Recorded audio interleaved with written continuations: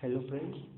तो आज हम इस लेक्चर में बात करेंगे क्या होता है फ्लूइड मैकेनिक्स के बारे में और फ्लूइड मैकेनिक्स का डेफिनेशन देखने वाले हैं।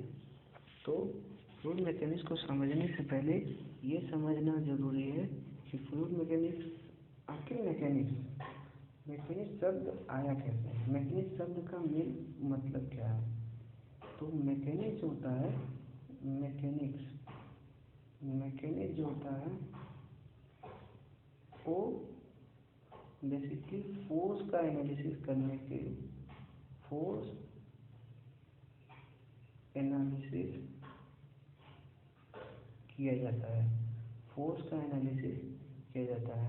एनालिसिस हम मैकेनिक्स में करते हैं।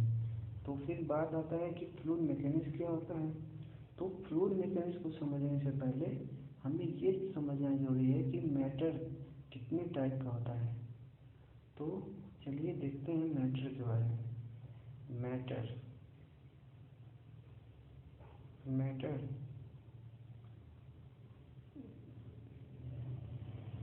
बेसिकली जो मैटर होता है वो 3 तरह से क्लासिफाइड है। पहला होता है सॉलिड, दूसरा हमारा होता है वो है हमारा गैस।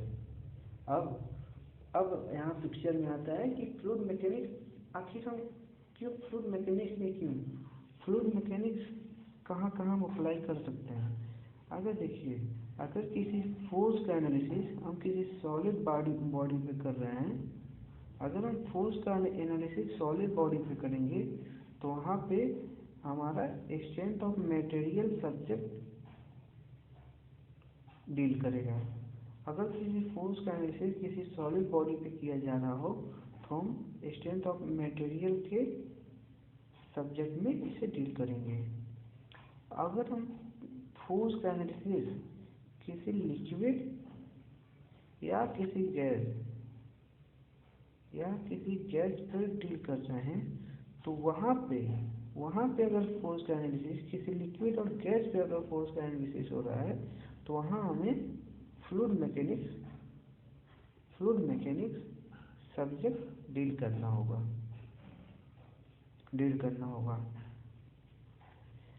यहाँ पे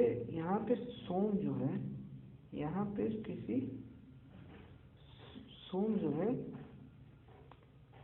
सॉलिड बॉडी के लिए डिफॉर्मेबल, अगर बॉडी डिफॉर्मेबल है, सॉलिड प्लस डिफॉर्मेबल है तो यूज़ करते हैं।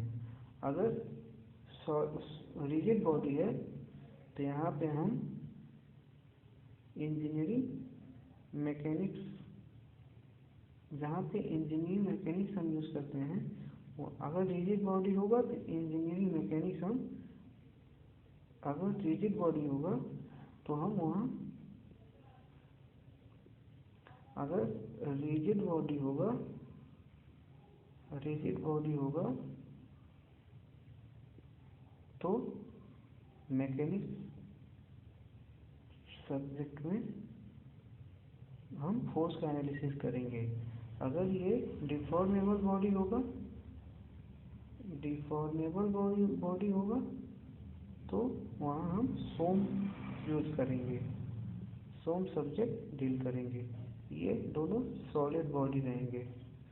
सॉलिड तो है पर अगर ये रिजिड बॉडी हुए तो मैकेनिक्स में आएगा।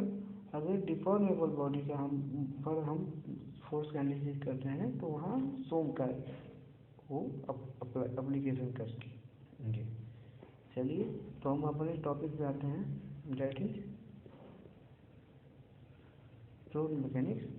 तो हम अब तक तो ये जान चुके हैं फ्लूइड मैकेनिक्स जो है वो सॉलिड और लिक्विड या गैस पर फोर्स का एनालिसिस करने के काम आता है। फोर्स एनालिसिस हम लिक्विड एंड गैस। अब जो हमारा फ्लूइड मैकेनिक्स है वो 2 तरह का हो सकता है। फ्लूइड मैकेनिक्स 2 तरह के, देखिए, क्योंकि फ्लूइड ये दोनों, क्योंकि फ्लूइड जो है can flow are also can rest। Then यहाँ पे तो सॉलिड में तो वो बस रेस्ट पे ही रहता है, बट अगर जब हम फ्लूइड की बात करते हैं तो फ्लूइड जो है वो आइदर फ्लो भी कर सकता है या वो रेस्ट पे भी रह सकता है।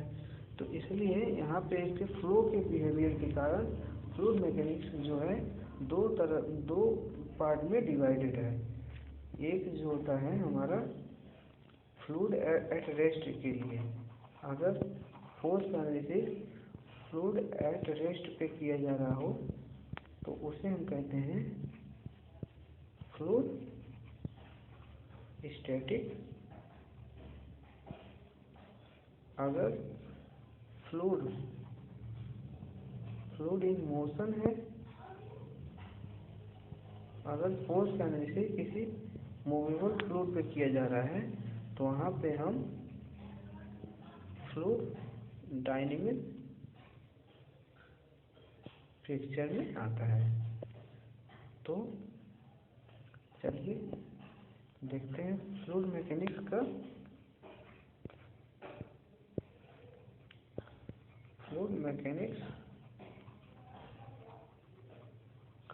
डेफिनेशन क्या है। अब तक तो आप समझ गए हैं कि फ्लूइड मैकेनिक्स होता क्या है। अब चलिए देखते हैं जो बुक में डेफिनेशन दिए होते हैं वो डेफिनेशन एक्चुअली है क्या।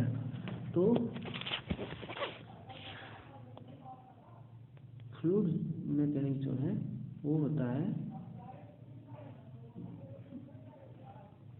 The branch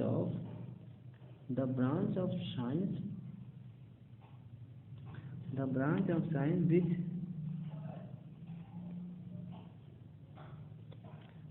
deals with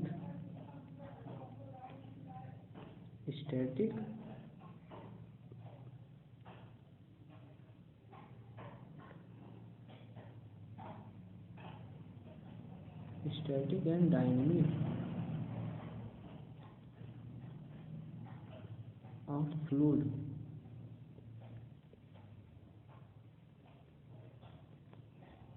is known as fluid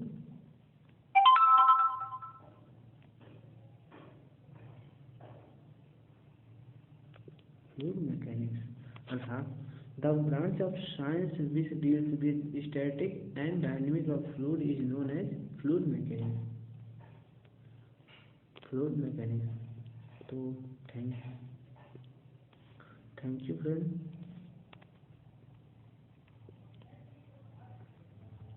thank you friend.